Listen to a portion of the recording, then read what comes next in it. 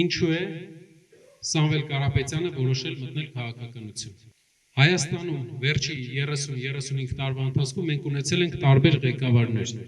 Կարող ենք իրենց լավ ասել, կարող ենք վատ ասել, ունեցել ենք տարբեր ղեկավարներ։ Բոլոր ղեկավարները իշխանության գալուց հետո բոլորի հետ Կարապետյանը հանդիպել է եւ ասել է մի բան, որ իր հայրենիքին շարունակելու է աջակցել։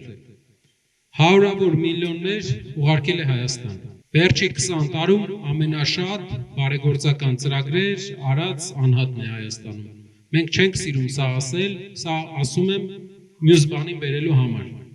Ինչա դա բերել մեր ժողովրդին։ Այդքան հարյուրավոր միլիոններ Հայաստան ուղարկվելուց, տասնյակ եւ հարյուրավոր միլիոններ Արցախի մեջ ներդրում անելուց հետո մենք տեսնում ենք, որ մի ստորագրությամբ մենք կորցնում ենք այն ինչ կա Արցախում, իսկ Հայաստանում աղքատության հարցը չի լուծվում։ Հայաստանում մարդկանց կյանքի որակական փոփոխություն չի լինում։ Կարապետյանը տեսնում է, որ այս կան անելուց հետո ոչ մի փոփոխություն ոչ թե չի լինում, այլ երկրի ղեկավարությունը այս ղեկավարությունը վերցնում է լրիվ ուրիշ ուղի, վերցնում է գլուխ կախելու ուղի, որի ծայրը չի երևում։ Սկսում է հետևողական եկեղեցու դեմ արշավ։ Այսօր նա հայտարարել է, որ հայկական պահանջատիրությունը չի պաշտպանելու։ Դա գիտեք ինչ է նշանակում։ Ցեղասպանության ճանաչումը պետականային չի պահանջելու։ Այսօր հայտարարել, որի մասին մենք գիտենք 7 ամիս առաջ։ Սա կարող է ասեք, որ սա կարող է օգնել, որ լինի խաղաղություն։ Եկեք դիտարկենք, թե ինչ խաղաղություն է նա ուզում բերել։ Երկու ձևի խաղաղություն, թույլ ու ուժեղ։ Թույլ խաղաղությունը դա այն խաղաղությունն է, որ մենք մեր դուռը բացում ենք հակառակորդի ազգի ներկայացուցիչների առաջ։ Երբ որ մենք դուռը բացում ենք իրենց Հայաստան գալու առաջ։ Հարևան երկրի ղեկավարը բազմաթիվ անգամ ասել է, որ իրենք պետք է գան։ Որտեղ բոլոր պահանջները, այլ պահանջ չկա, որ ունենա ինքը։ Ինչ ուզել է, ստացել է, հիմա վերջի մի հատ նոր պահանջ է մտածել, որ այստեղ պետք է գան իր այն մարդիկ, ովքեր Գորիսում երբեք չեն ապրել, ասենց ասեմ։ Իմացաք ում մասին է խոսքը։ Ու գան սերմ դնեն Հայաստանում։ Դա թույլ խաղաղությունն է։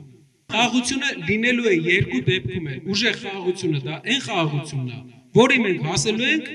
ուժեղ ձևի, այսինքն մեր դուռը փակ է լինելու, հարևանների հետ հավասարը հավասարի հետ պես ենք շփվելու։ Հայաստանից ներս գանք, տնտեսությանը կանգնայինք։ Որևէ մեծ ընկերություն 8 տարվա ընթացքում Հայաստան եկել է, աշխատատեղերի աճ։ Մենք տեսել ենք, որ գործարաններ լինեն, աշխատատեղեր ստեղծվեն, կոնկրետ աշխատատեղեր։ Գիտեմ, ասֆալտը արվել։ Ճիշտ է, բայց այդ ասֆալտը արվել է հարկերից ու պետական պարտքից։ Մի քանի բան արել։ Ծախս արել։ Եկամուտ չի բերել։ Իրական առաջնորդը, այն առաջնորդն է, որ եկամուտ բերող բաներ է բերում երկիր։ Ներդրումները դրանք եկամուտ են թե բյուջեի համար, թե աշխատատեղ են ժողովրդի համար, բարձր աշխատավարձեր ապահովելու համար։ Մեր երկրի ղեկավարը մեր երկրի 8 տարվա մեջ ավելի շատ պարտք է վերցրել, քան մեր երկիրը 28 տարվա մեջ մինչև իրար։ Դե պարզա այդ 8 տարվա մեջ վերցրած պարտքը ժողովրդի առաջ ցույց է տալի։ Ձեր հարևաններից ովքեր իրան աջակցում են, կարող ասեք ճիշտ է, բայց այնքան պարտք է վերցրել, այս տարի այնքան պարտք է վերցրել, որ ինչևէ 4 տարին իրար հետ։ Այսինքն օրինակ 2000-ից 2004 թվականները իրար հետ։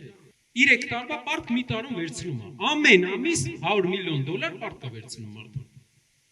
Ամեն օր $3 միլիոն Հայաստանի վրա պարտք է, վարկով են կապում։ Ներդրող չկա։ Ինչ է տալու տնտեսական ղեկավար Հայաստանի։ Մեր 4 ղեկավարներից ոչ մեկ տնտեսությունի մասնակից չի եղել։ Ունեցել ենք առաջին նախագահ եղել է լեզվաբան, քաղաքական գործիչ, երկրորդ նախագահ ինժեներական բազայով ռազմական գործիչ, երրորդ նախագահ գիտենք, չորրորդ վարչապետն էլ խմբագիրն է, գրում է, բայց դա երկիր պահելու ձև չի։ Մեր հայրենակիցներից շատերը, ձեր հարևանները կասեն, բայց ինքը խելոք է երևում, չգիտեմ, բան է երևում, ինչ են ասում, հասարակ է երևում, այ ձեր ցավը տանեմ, հələ հարևան գելերին նայեք։ Մենք գելի դեմը ինչ ենք հանել կռիվ։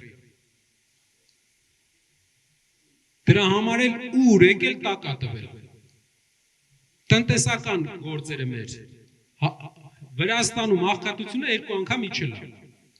Վրաստանը, որ Ռուսաստանի հետ պատերազմի sense քթի վրա էր, պատերազմից այս պահին այնքան հեռու է, ինչքան երևի մենք այդքան հեռու չենք։ Լուրջ ղեկավար էր, հեռու մնաց պատերազմից, սադրանքներից, աղքատությունը 8 տարում երկու անգամ կրճատեց։ 8 տարում երկու անգամ։ Ամեն տարի մոտավորապես 14 անգամ ավելի շատ ներդրում ա բերում։ Ու հայերը իրանց բնույթով ավելի ձեռներեց ազգեն։ Հայաստանից դուրս, եթե դուք տեսնեք մեր տարածաշրջանի ազգերից յուրաքանչյուրին կտեսնեք, որ ամենալավը հայն ա ապրում։